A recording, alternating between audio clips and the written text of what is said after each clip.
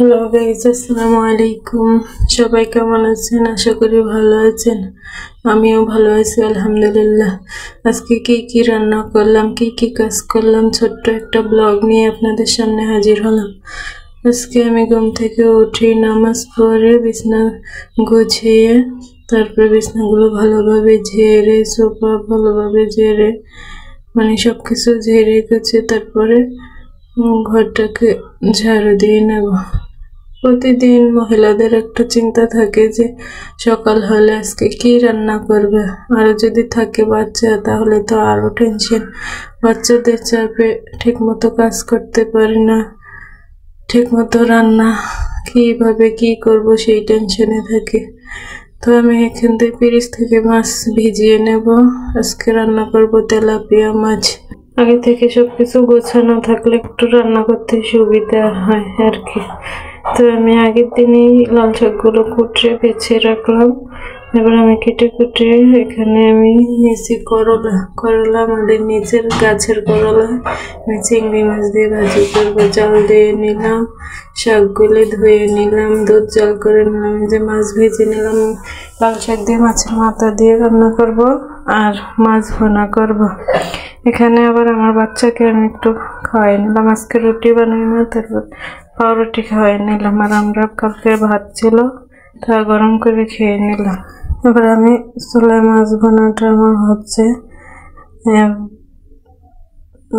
ধনে পাতা দিয়ে দিলাম। এবার আমি আপনাদেরকে আমার মুরগিগুলো দেখি, যে কবুতর ছেড়ে দিচ্ছে। এবার আমি চুলায় বসিয়ে দেবো শাক। আমি একটা মাছের মাথা দিয়ে এখানে লবণ, হলুদ, একটু রসুন বাটা দিয়ে চুলায় বসিয়ে দেব। এখানে দিয়ে দেব কাঁচা মরিচ দিয়ে কতক্ষণ জাল করে নিব।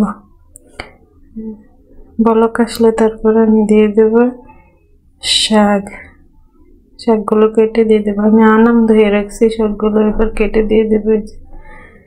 কেটে এখান দিয়ে আপনাদের ভাই ওই যে আমার মুরগির বাচ্চাগুলো ছেড়ে দিছে, দিয়ে আদর দিছে। শাকগুলো নেড়ে ঢাকনা দিয়ে ঢেকে দেবো। আমার ভাতেরও বলক আসছে, ভাতগুলো গড়িয়ে গেছে। তারপরে দেখেন আমার মুরগিগুলো ছেড়ে দিয়েছে। এবার আমি শাকগুলো বাগার দিয়ে দেব। হাঁস মুরগি নিয়ে গ্রামের জীবনযাপন। আপনাদের ভাইয়া বাড়িতে না থাকলে আমারই একা হাতে এগুলো সবকিছু করতে হয়। শাকগুলো আমি বাগার দিয়ে একটু ধনে পাতা দিয়ে দেব। ধনে পাতা দিয়ে নেড়ে চেড়ে ভালোভাবে হয়ে আসলে উঠিয়ে ফেলবো। উঠিয়ে আমি এখানে করলা ভাজি বসিয়ে দেবো। করলা ভাজিটা আমি বসিয়ে দিয়ে আমি চলে যাবো। আমার মেয়ের আজকে পরীক্ষা, ইংলিশ পরীক্ষা, ওকে গুছিয়ে দেব। মাথাটা আসিয়ে গুছিয়ে দেব, পরীক্ষা দিতে যাবে, চলে যাচ্ছে। এবার আমার রান্না কমপ্লিট। আমি আবার ধুয়ে পাবো। আর এবার তো কাপড় চোপড়গুলো ধুয়ে রোদে মেলে দেব। রোদে মেলে দিলাম। এবার 11টা রান্না শেষ করে ধোয়াধাই করতে 11টা বেজে গেছে। ঘরে পেয়ারা ছিল, শসা ছিল, একটু কেটে খেয়ে নিলাম। নিয়ে তারপর গোসলের জন্য যাবো। গোসল করে এবার নামাজ পড়তে গেছে, আসলে এই যে খানা রেডি।